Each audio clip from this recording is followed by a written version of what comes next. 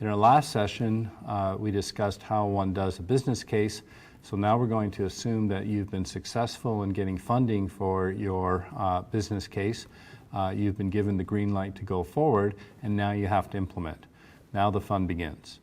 So what's project management? Why are we concerned?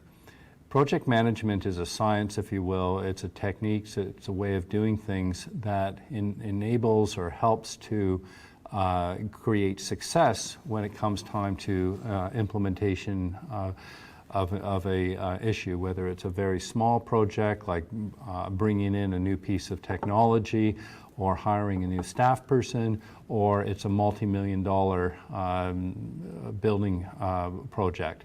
The science remains very much the same, although it obviously is going to be scaled depending on the circumstances.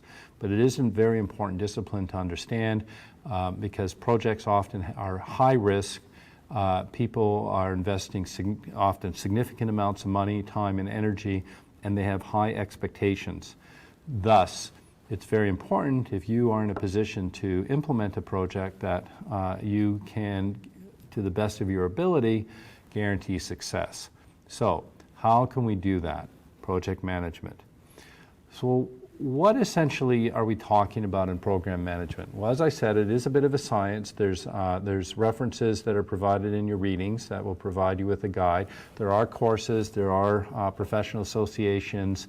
So there's lots of good information out there as to how you can do project management.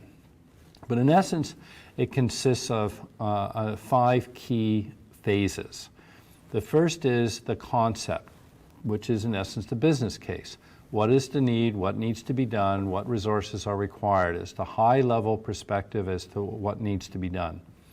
The next stage, once you've got the concept basically approved, is to now formalize it. Often people skip this step and they launch right into implementation, and I would submit that that creates hazards. So it's important to stand back and say, let's define this. Let's be very clear what the expectations are, what the resources are, what the timelines are.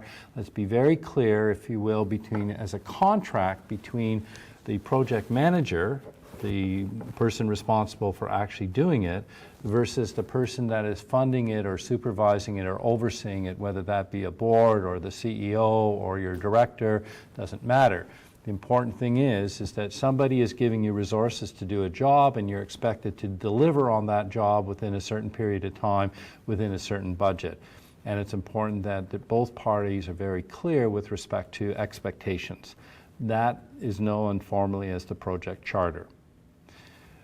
The next phase is when you start to, once the project charter has been signed off, and often in formal projects, that is a formal sign-off process. So both parties actually sign off on the project charter. Yes, these are the resources, this is the timeline, this is what the deliverables are. All that gets signed off. Okay, now you've got your signed off project charter. Now you can really get down to the nitty-gritty of the project. Now you can do the very detailed planning, which ideally should have already been stated in the project charter so you have an idea of what you're doing, but you're going to obviously get into the detail, the who does what when. Okay, so you've got your plan, you've got your Gantt chart, you've laid it all out, terrific.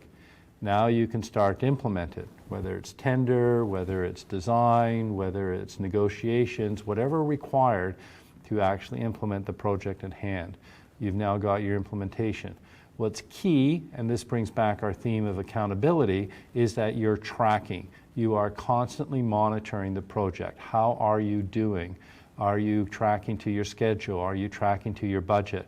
What interventions are necessary as you go along?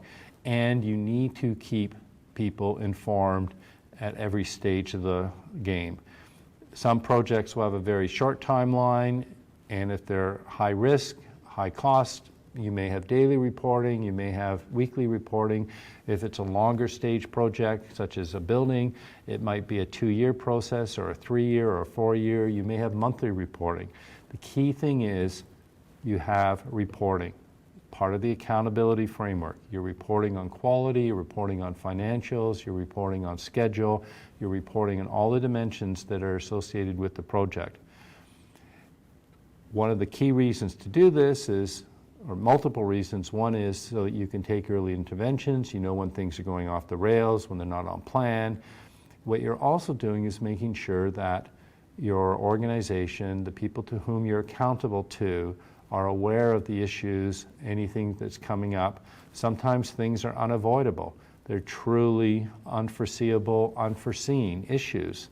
It's important that those are identified, that you do your best to remedy them, but you keep your funders in the loop, or your approvers or your deciders in the loop. So again, no surprises. Keep them informed.